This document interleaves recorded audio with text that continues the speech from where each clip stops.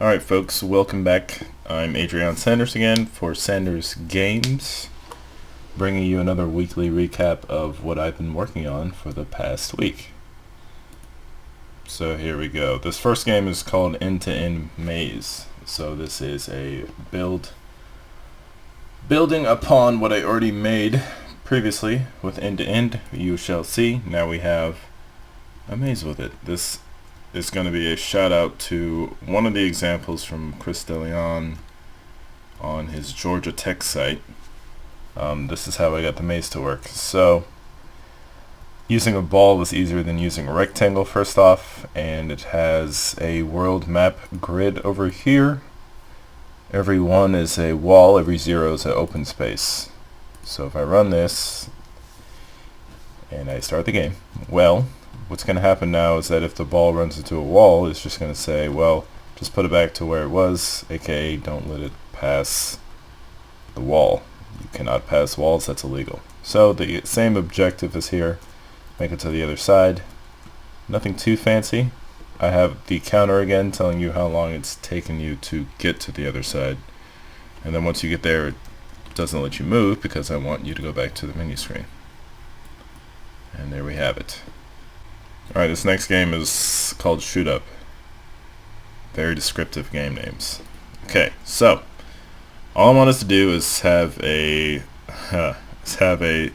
ship on screen, or a thing.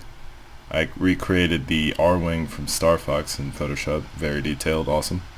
And I just said I want it to be able to move with the arrow keys like this, and shoot. And it has a sound effect for shooting. I have a sound effect for I guess hitting the top. That's all the objective of the game is. And I didn't mention this in the last video. I make my sound effects with SFX-R. I think it is SFX-R.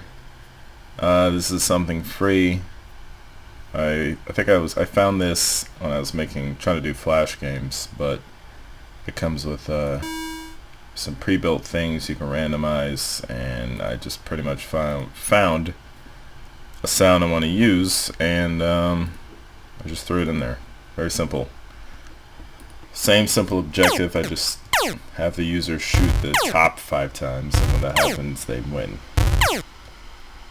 One more, and there you go. You win. Alright, this game is called End-to-End Maze Slider, and this is a build, or this is I guess next step to End-to-End Slider. So I'm just tapping the arrow buttons and it slides. Now another feature I did for this is that I made it to where if you hit a wall, it starts you from the beginning. See that? Hit a wall, start from scratch. And it does stop movement when you hit a wall, and not just keep running in one direction or any direction. So it's really kind of tricky game. You have to make sure you're turning at the right time, and the counter keeps going if you keep messing up. So the counter started.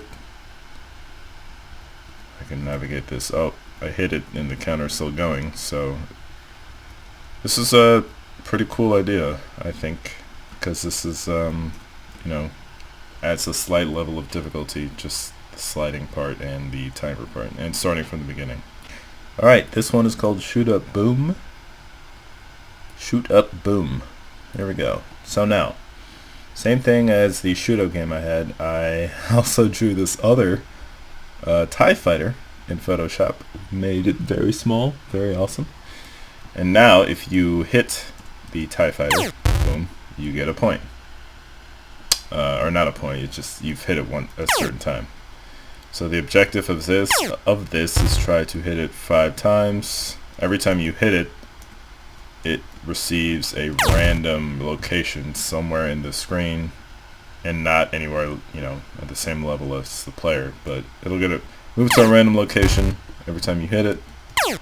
So that's pretty cool.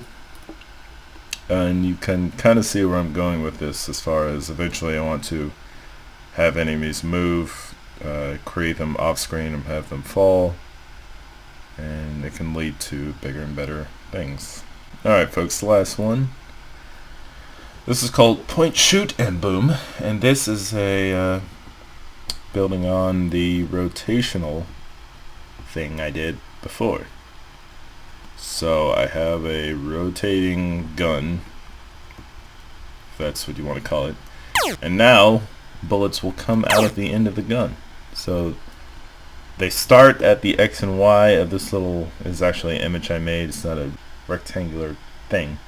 It starts in the middle of it and it goes into whatever direction this is facing. And this is actually one of the harder things I've made, because you have to be pretty accurate and you don't know until the bullet passes it. So I guess what I wanted, wow, this is terrible. Well, I guess what I want to do next is have the angle of this image face wherever the mouse is pointing. So that would be my next step. I think that might be kind of difficult. So to anyone on the Reddit, if you have an idea, you can share a how to do that. Oh, I hit it. So, yep, that's what I have so far this week. And thanks for watching again, and I will see you later. Bye.